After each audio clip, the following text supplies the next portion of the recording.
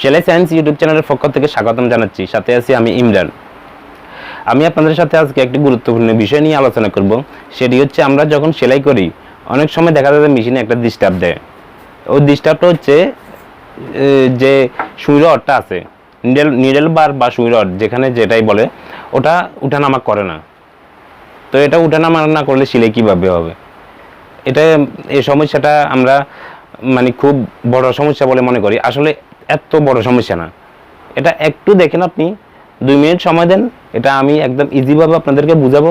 বোঝানোর পরে যদি না পারেন তখন কমেন্টস বক্সে জানাবেন, তাহলে আমি আরও একটা ভিডিও করে দিব আপনাদেরকে। তো আমার বিশ্বাস এই ভিডিওটি আপনারা সফল হবেন। এই ভিডিওটি পুরোটা দেখুন, দেখলে আপনি নিজেই এটা সঠিকভাবে সমাধান করতে পারবেন, কোনো মিস্ত্রির কাছে যাওয়া লাগবে না। নিডেল বার উঠানামা না করার একটাই কারণ, একদম খুব সিম্পল ছোট্ট একটা কারণ।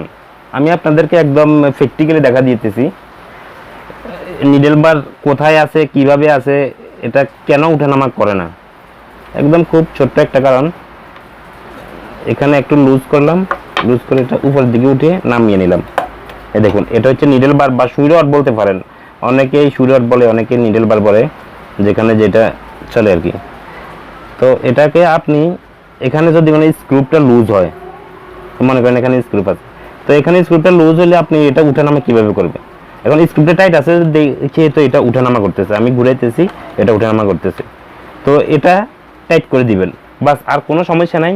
এই নিডেল বারের সমস্যা এই একটা জায়গায়, এটা উঠানামা না করার সমস্যায় এখানে স্ক্রুপটা লুজ।